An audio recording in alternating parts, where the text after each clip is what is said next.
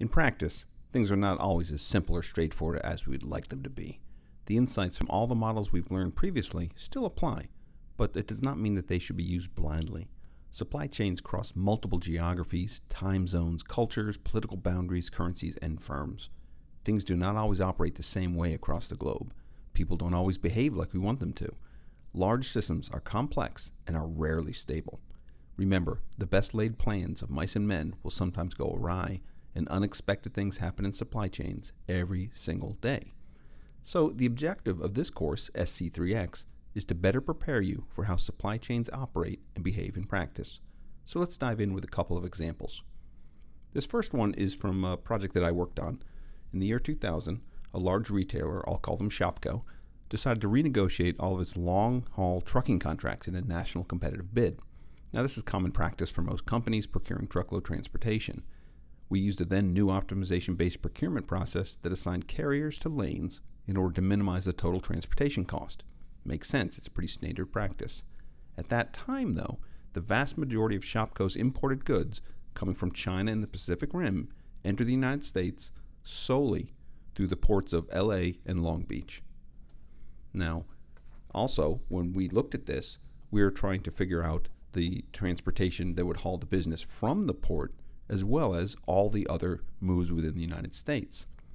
And so the lowest cost solution that we came up with, while considering carrier performance, incumbency, and all the other level of service calculations, ended up recommending that all the shipments coming out of the port be assigned to a single truckload carrier.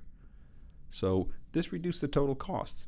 In the past, excellent service of this carrier really helped in the decision-making process. So this was the lowest cost solution. All the goods coming into a single port or a single set of ports, all of the loads being hauled out of that through one carrier. All the eggs in one basket. And so, as you might guess, the situation was not stable. In the fall of 2002, there was a port strike for the entire west coast of the United States, and it lasted almost 2 weeks. This was the first strike there in 30 years. Shopko was caught short, along with almost every other shipper bringing things in, since much of its product ready for the Christmas selling season was stuck off the coast in ships that could not unload. So the network design decision, single point of entry, single carrier out, while being low cost in the steady state, was not flexible enough for this disruption. Now, following this event, they recovered. They found a way to get through that, but following this, they changed their approach. And at a slightly higher total cost, they started using a number of different ports coming into the West Coast, the Gulf Coast, and the East Coast to bring the product into the U.S. They also started diversifying their assignment from each port to multiple carriers. So this is more dual sourcing and having redundancy. So the lesson here is that supply chains rarely operate in a steady state world. There are always changes and disruptions, and a good supply chain design needs to consider this. And sometimes the lowest cost in a blue sky, nothing better change kind of set of assumptions, that solution is actually a higher cost solution. Okay, let's look at another couple examples. This is dealing with network design, and when the right location, determined by a network design model, isn't really the right location. And so, as you know, network design and facility location models look to minimize the total cost in establishing facility locations and flows of materials, and they typically consider fixed and variable costs, such as transportation, handling, and labor, but in real life, there are many considerations that these traditional models just can't consider.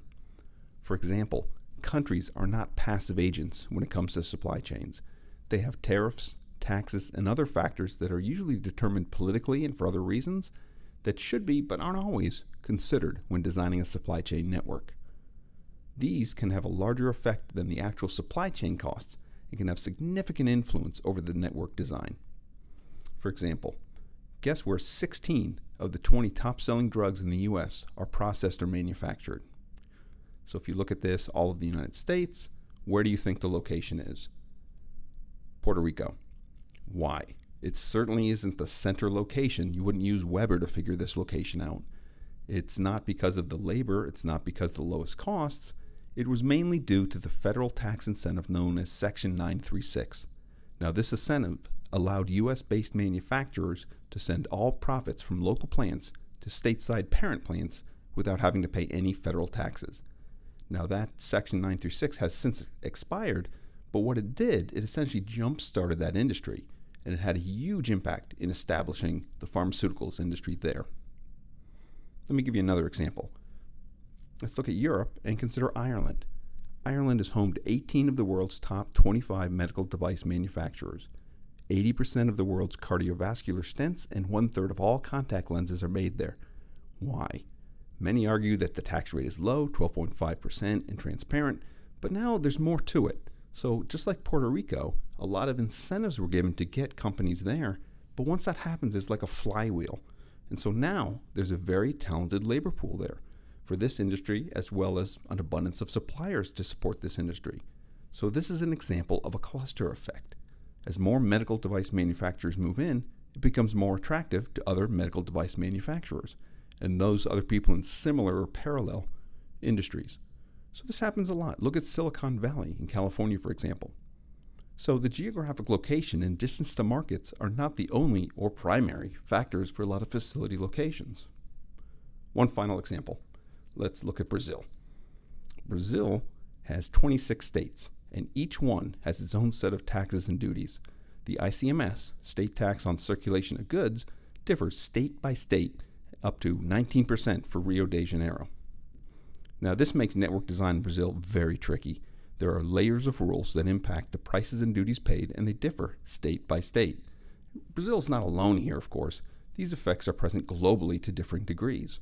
So the lesson here, there's more to location than proximity to your suppliers and to your market. And the taxes, customs, duties can often outweigh and overwhelm the supply chain costs, so they need to be considered. So the real world's messy. And in this course, what we want to do is help you better understand how to navigate that mess